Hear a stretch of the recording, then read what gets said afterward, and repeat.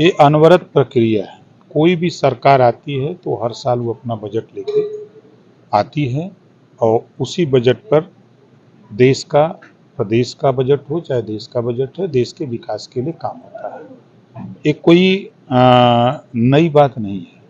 हर लोग अपने अपने तरीके से काम करने के लिए अग्रसर होते हैं, उस हिसाब से योजना बना करके बजट पेश करते हैं। इस बार आपकी एनडीए की निर्मला जी ने रिकॉर्ड रचा है और उन्होंने जो है सबसे ज़्यादा बार जो है बजट पेश किया और इस बार उनका दावा है कि शिक्षा, रोजगार, किसानों के लिए, मध्यम वर्गीय के लिए ये बजट जो है अनुकूल है। लेकिन वहीं पे विपक्ष जो है आपको घेर रहा है, कह रहा है कि ये बजट जो है गरीबों के लिए मैं फिर कह रहा हूँ कि जो विपक्ष है जिस बात को आज कह रहा है, जब वो सत्ता में रहता है तो वो वही बात कहता है, एक किसानों के लिए, गरीबों के लिए, शिक्षा के लिए, स्वास्थ्य के लिए, रोजगार के लिए ये हमारा बजट है। वही बात फिर विपक्ष बोलता है जब सत्ता में रहता है।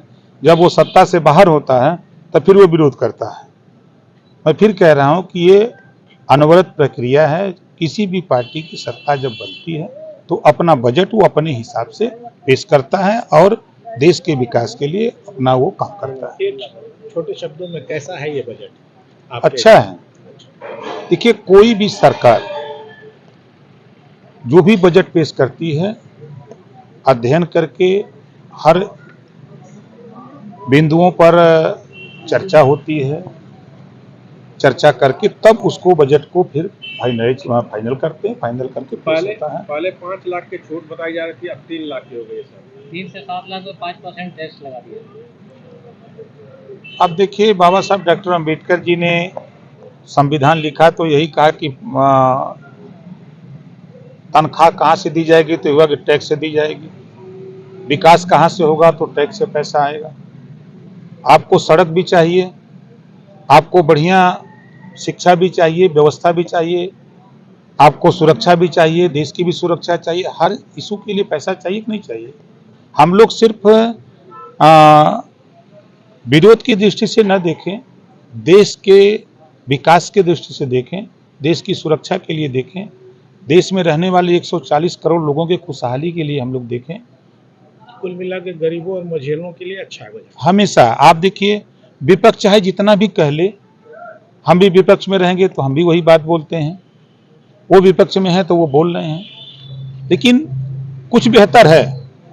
आज अगर उत्तर प्रदेश की बात अगर हम करें या देश की बात करें, तो कल केंद्र में सरकार रहा करती थी तो आप ही लोगों के चैनल पे ये दिखाया जाता था कि अनाज बरसात होने पर गोदामों में सड़ते थे।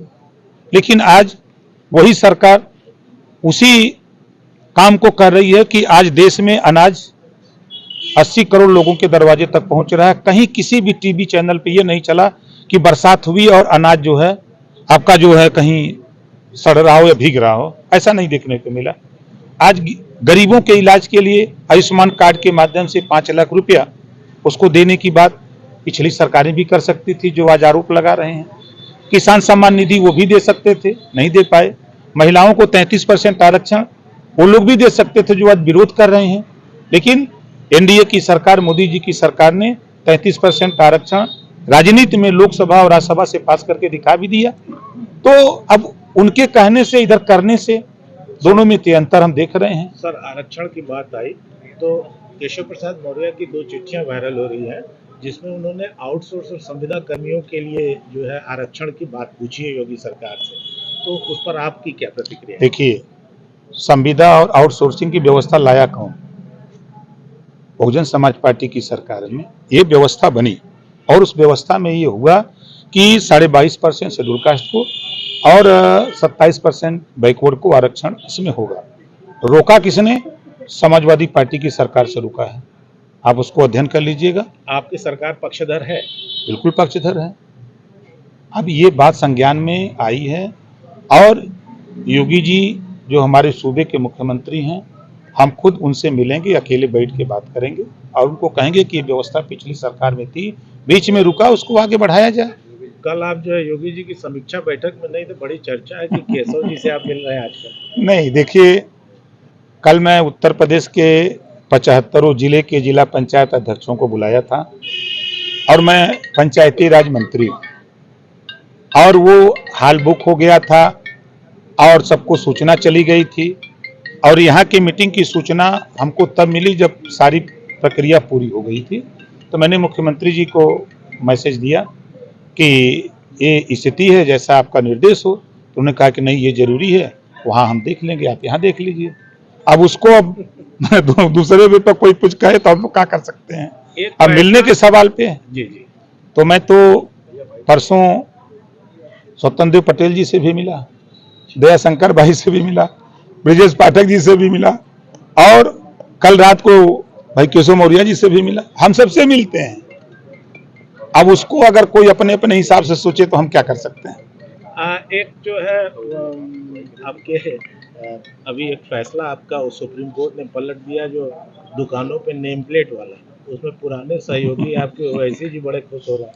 नहीं, खुश क्यों नहीं होगी, वो माननीय मुलायम सिंह यादव जी का फैसला था, वो योगी जी का फैसला नहीं है। अच्छा, वो जो कानून बना, जो व्यवस्था बनाई गई, माननीय मुलायम सिंह जी के कार्यकाल में बनी थी।